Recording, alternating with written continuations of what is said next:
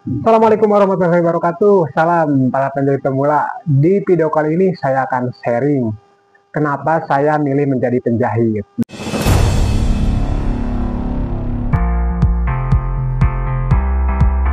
Nah, jadi pada waktu itu saya 2008, waktu itu saya di sini di kampung saya di Tasikmalaya ini karena musim waktu itu ngebordel ya. Bordel bordel mukena di waktu 2009 itu. Dan bordel itu udah waktunya itu udah hampir punah ya, waktu itu udah mulai sepi karena sudah banyaknya bordelan komputer. Jadi komputer itu mesin yang otomatis ya, tanpa menggunakan tangan lagi.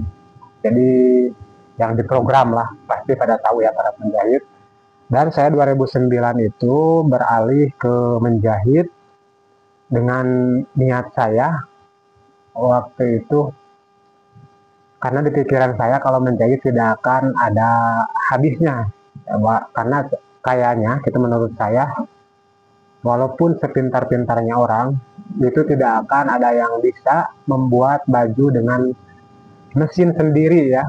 Pasti tetap harus ada dikendalakan oleh manusia ya, dijalankan dengan manusia. Nah, makanya saya pilih menjahit karena pendidikan saya tidak tinggi ya. Kalau masuk pekerjaan sekarang harus bikin lamaran dan di standar sekolah lah, misalkan sekolah tinggi, apalagi sekarang 2024 itu harus lulusan S ya, sedangkan saya di bawah itu. Makanya di 2009 itu saya memilih menjahit. Jadi alhamdulillah ya, sekarang 2024 rasa udah mulai bisa digunakan ya ilmunya.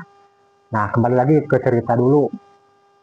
Pas 2009 saya belajar menjahit, dan waktu itu saya belajar ke kerjaannya koko ya, koko borongan waktu itu. Di koko itu saya merasakan hasil dari menjahit itu udah 6 bulan ya. Pas 6 bulan saya merasakan pertama kalinya bayaran ya. Mungkin kalau orang lain 1 bulan udah minta bayaran, tapi saya tidak seperti itu. Niat saya ingin bisa menjahit, makanya saya waktu itu belajar terus, belajar sesuai dengan yang arahan dari guru saya ya, yang mengajarkan menjahit.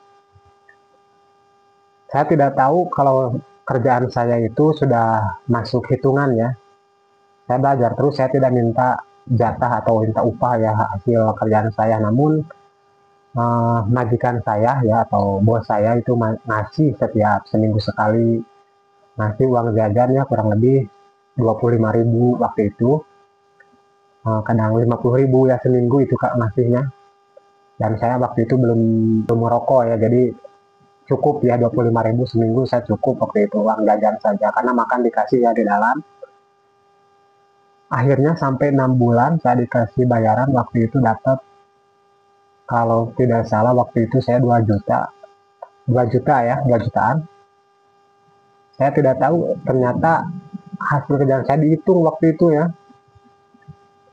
Dan akhirnya mulai dari situ saya belajar lagi ke Jasko ya, atau Jasko yang ada ini, ada busanya di sini nih, baju koko namun ada busanya di sini, ada padding namanya, yang badannya mirip jas ya.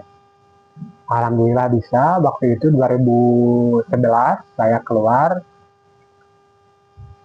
mencoba mandiri ya ke konveksi rumahan. 2011 saya belajar lagi di orang lain, udah belajar mandiri. Lamanya saya menjahit di baju koko.